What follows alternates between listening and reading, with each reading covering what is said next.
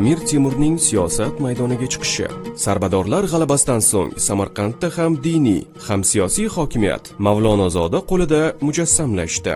Uning bu imomligi va amirligi deyarli 1 yil davom etadi. Amir Husayn Samarqand yaqinidagi Konigilda sarbadorlarning dushman ustidan qozongan g'alabalardan mamnun bo'lgani va ular bilan g'alabani nishonlamoqchi ekanligini bildirdi. 1366-yilning bahorida Konigilda bo'lgan uchrashuvning birinchi kuni Xurdak Buxoriy, Abu Bakr Kallaviy, Mavlonozoda sharafiga ziyofat uyushtirildi. Ikkinchi kuni esa sarbadorlarning boshliqlari Abu Bakr Kallaviy Naddof bilan Xurdak Buxoriylar Amir Husayn buyrug'i bilan qatl qilindi. Mavlonozodani esa Amir Temur o'z himoyasiga olib, qutqarib qoldi. Shu tariqa sarbadorlar boshliqsiz qoldirilib, Movrunnahrda Amir Husaynning hukmronligi o'rnatildi.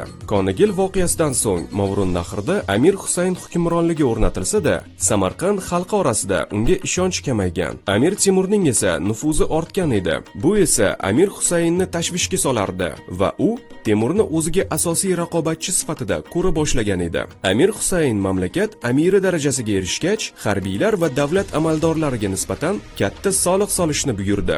Amir Husayn ko'pchilik amirlardan katta o'lja, pul talab qilib, siquvga ola boshladi. Amir Husayn qanday bo'lmasin, Amir Temur mavqeiga bolta urishga jiddiy kirishdi. U Amir Temurning bir qator safdoshlari va yaqin amirlariga nisbatan tazyiq o'tkaza boshladi. 1366-yili Amir Temurning xotini Husaynning singlisi O'ljoy Turkon og'aning to'satdan vafot etishi ikki amir o'rtasidagi eng so'nggi rishtaning ham uzilishiga olib keldi. Bu davr oralig'ida Temur o'z e'tiborini ichki ishlarga qaratadi. Amir Husayn turli fitna fasodlar yo'liga o'tib, Temurga qarshi zimdan kurash boshladi.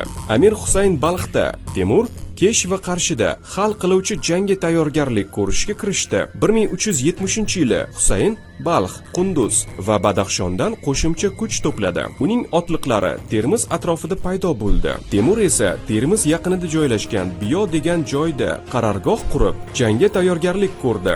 Shu yerda uning oldiga taniqli diniy arbob Mir Said Baraka tashrif buyurdi. U Temurga nog'ora va bayroq, ya'ni hokimiyat, saltanat ramzlarini topshirib, uning buyuk kelajagi haqida bashorat qildi.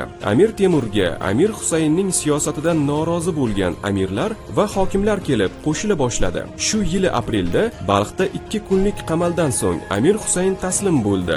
Jome masjidi minorasiga yashirilib olgan Amir Husayn qo'lga olindi. Amir Husayn Amir Kayxusrav tomonidan xun olish maqsadida o'ldirildi. Shu tariqa bir necha yil davomida Movrunnahr taxti uchun bo'lgan kurash Temur foydasiga hal bo'ldi. Lashkarboshilar va ittifoqchilar ishtirokida o'tkazilgan qurultoy qaroriga ko'ra, Movrunnahrga Chingizxon avlodiga mansub bo'lgan Suyurg'atmish xon bo'ldi. Davlat boshqaruvi esa Movrunnahr amiri nomini olgan Amir Temur qo'liga o'tdi. Amir Temur Keshdan Samarqandga ko'chib, uni o'z davlatining poytaxtiga aylantirdi. Bu davrda Amir Temur endigina 34 yoshga kirgandi. Qurultoyda Shiburg'on hokimi Zinda Chashimdan boshqa barcha amir va qabila boshliqlari Amir Temur hokimiyatini tan oldilar. Zinda Chashim ayirmachilik yo'lini tutib, Balx va Termiz atrofidagi yerlarni talon-taroj qila boshladi. Zinda Chashimga qarshi Amir Temur Joku Barlosh boshchiligidagi qo'shinni jo'natdi. Jangda Zinda Chashim mag'lub etilib, Samarqandga jo'natildi. Amir Temur unga oliy himmat munosabatda bo'lib, afv etdi. Aynan shu davrdan boshlab Amir Temurda dono hamda uzoqni ko'zlovchi davlat arbobi xususiyatlari aniq namoyon bo'la boshladi.